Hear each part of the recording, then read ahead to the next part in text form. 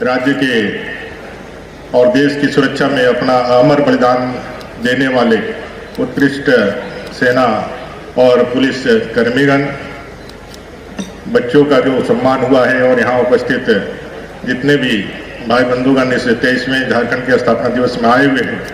आप सबको एक बार पुनः मेरी ओर से जय जोहार, आप सबका नमस्कार, अभिनंदन। हमारा झारखंड 23 साल का हो गया है और अब झारखंड के लिए कहने के लिए बहुत कुछ हमारे बीच में है। यह झारखंड का निर्माण हुआ उस तमाम लंबे आंदोलनों के परिणाम स्वरूप, जो यहाँ के जल जंगल जमीन से जुड़ करके यहाँ की भाषा, यहाँ की संस्कृति, यहाँ की परंपराएं, यहाँ के रहन सहन, यहाँ के खान पान को विशिष्टता के साथ इसके संवर्धन के लिए, इसके संरक्षण के लिए जो हमारे पूर्वजों ने, महापुरुषों ने, धरती आबा बिरसा मुंडा जी से लेकर के सिद्धू कान्हू, तिलका मांझी, कई एक फूलो जानू से लेकर के वीर बद्दू भगत, कई एक लोगों ने अपने जीवन का अमर बलिदान दिया। बरांगोम के जयपाल सिंह मुंडा, जयपाल सिंह से लेकर के यहाँ तक की जो सफर हुई है, और 2015 नवंबर को जब यह झारखंड अलग राज्य बना, सरदार अटल बिहारी वाजपेयी जी, आदरणीय प्रधानमंत्री जी उस समय थे, और तब से लेकर के आज तक की यात्रा में यह विधानसभा ने कई एक महत्वपूर्ण विषयों पर इस राज्य को नेतृत्व प्रदान किया है। यह विधानसभा कई एक ऐतिहासिक क्षणों का गवाह भी बना है। 23 साल के इस निर्माण काल में हमें एक भव्य विधानसभा का भवन भी मिला है, और इस भवन को हम अब राज्य के पहचान से और उसकी अस्मिता से जोड़ करके भी देख रहे हैं। हम जब आज यहाँ अपने बातों को रख रहे हैं तो मैं याद करता हूँ कि आज हमें जो अवसर मिला है, हम जैसे कई एक साधारण परिवार से आने वाले एक व्यक्ति को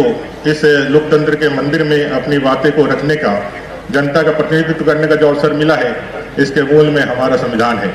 देश की आज़ादी के बाद हमारे सभी जो हमारे जननायक थे, हमारे नीति निर्धारक थे, उन्होंने इस संविधान के माध्यम से विश्व के सबसे बड़े लोकतंत्र की आधारशिला 26 जनवरी 1950 को रखी, और उस आधारशिला से आज यह एक वट वृक्ष के रूप में पूरे विश्व के अंदर स्थापित हुआ है। और विश्व में जितने भी मानव इतिहास में शासन प्रणालियां रही है,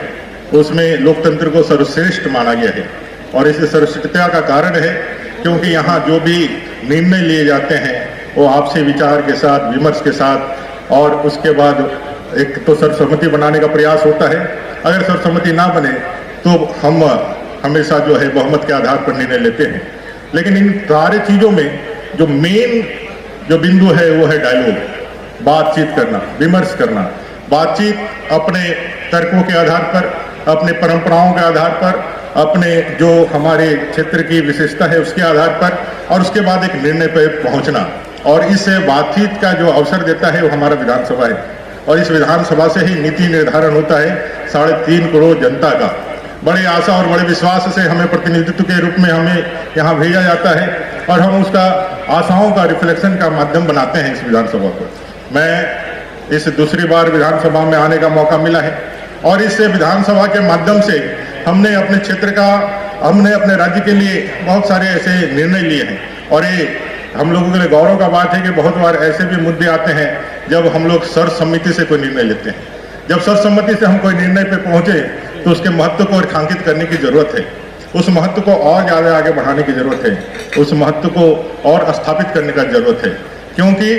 डायलॉग एक ऐसा माध्यम है जिससे किसी भी चीज का समाधान निकल सकता है, लेकिन राजनीतिक वैमनस्यता, राजनीतिक पूर्वाग्रह, राजनीतिक रूप से यदि हम इस बातों को यदि दरकिनार करने लगे तो कहीं ना कहीं जो लक्ष्य,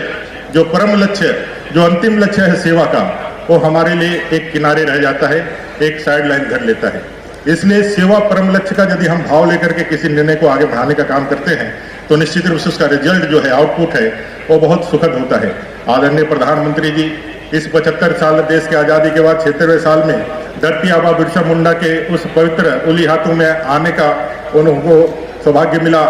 और देश आज़ादी के बाद पहली बार धरती आबा के उस पुण्य भूमि पर किसी देश के प्रधानमंत्री का आगमन हुआ। और उन्होंने 2047 में जब देश की आज़ादी के 100 साल पूरे होंगे तो उसकी एक विकसित भारत की एक संकल्पना उन्होंने पेश की।